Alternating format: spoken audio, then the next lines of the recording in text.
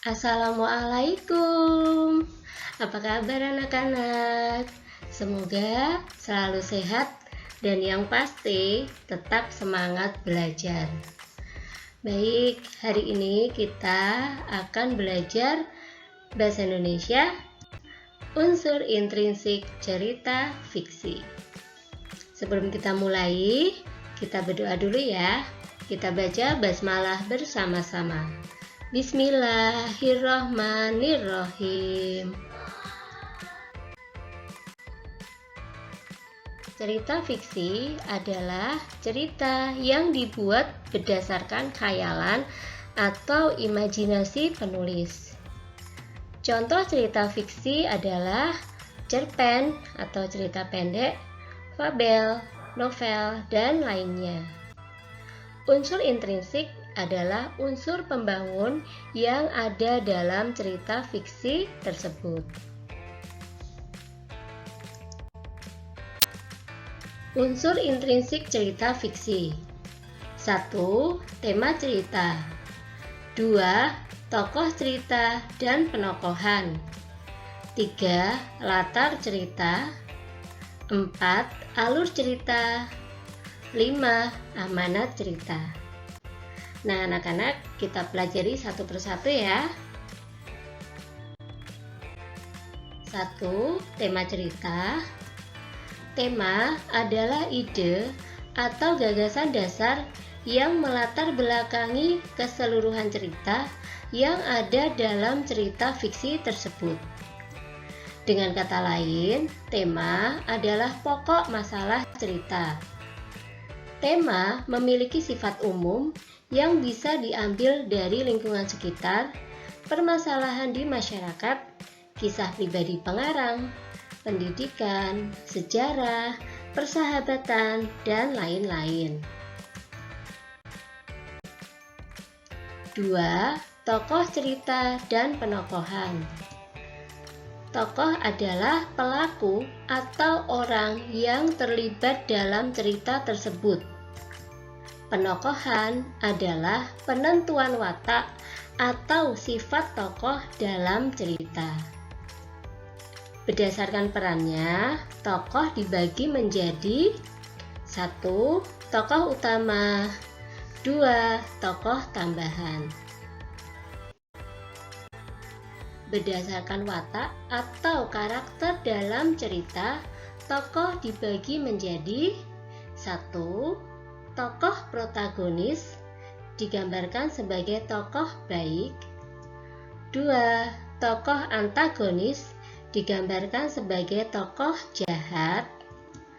3. Tokoh tritagonis merupakan tokoh penengah bagi tokoh protagonis dan antagonis.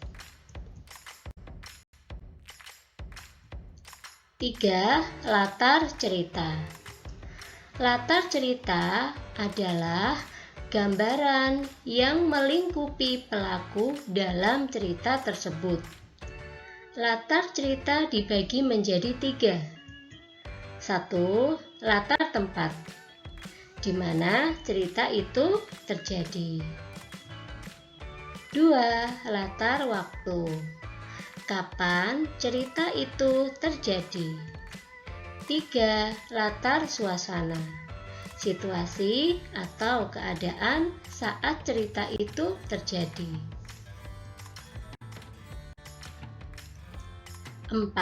Alur cerita. Alur adalah rangkaian peristiwa dalam sebuah cerita. Rangkaian peristiwa cerita berurutan dari awal hingga akhir. Alur cerita dibagi menjadi 3. 1. Bagian awal, yaitu bagian perkenalan tokoh dan masalah. 2. Bagian tengah. Nah, di sini munculnya konflik dalam cerita. 3. Bagian akhir. Di situ adalah penyelesaian masalah dalam cerita. 5. Amanat cerita. Amanat cerita adalah pesan moral yang hendak disampaikan pengarang dalam cerita. Amanat cerita berupa nilai-nilai ajaran baik atau positif. Amanat biasanya tidak dituliskan secara langsung oleh pengarang, melainkan berupa pesan tersirat atau tersembunyi yang ada dalam cerita. Nah, sekarang perhatikan ada contoh sebuah cerita ya, penggalan cerita. Dani menghabiskan waktunya untuk bermain bersama teman-temannya. Setelah matahari terbenam, Dani baru pulang bermain. Badannya kotor penuh lumpur. Ia langsung menuju kamarnya, kemudian tidur. Sesaat kemudian, Dani merasakan gatal-gatal di seluruh tubuhnya. Dani bermaksud mengambil minyak gosok. Karena terburu-buru, Dani justru mengambil minyak goreng. Ia mengoleskan minyak tersebut ke seluruh tubuhnya. Akibatnya, ia merasakan kulitnya sangat lengket.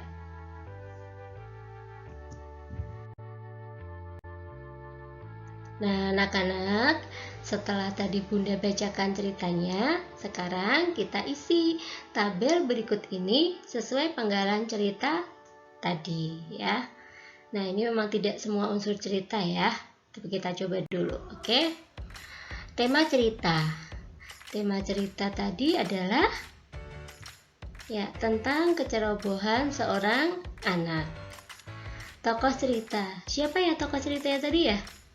Ya, tokohnya hanya ada satu ya, Dani. Kemudian watak tokoh. Wataknya Dani tadi atau sifatnya, karakternya seperti apa? Ya, dia ceroboh, buru-buru ya. Tidak hati-hati Dani tadi itu. Kemudian latar tempatnya, di mana cerita itu terjadi? Ya, di kamar Dani. Lalu latar waktunya, tadi dijelaskan matahari terbenam. Berarti kalau matahari terbenam, ya malam hari ya, karena habis itu dia pulang tidur ya, tidur sebentar. Kemudian amanat cerita atau pesannya, cerita tersebut adalah, nah kita harus berhati-hati dalam bertindak, nggak boleh ceroboh ya. Baik anak-anak, demikian penjelasan Bunda tentang unsur intrinsik cerita. Semoga bermanfaat dan semoga bisa kalian pahami dengan baik. Kita akhiri dengan membaca hamdalah bersama-sama. Alhamdulillahirabbil alamin. Tetap jaga kesehatan, tetap semangat belajar. Terima kasih. Wassalamualaikum warahmatullahi wabarakatuh.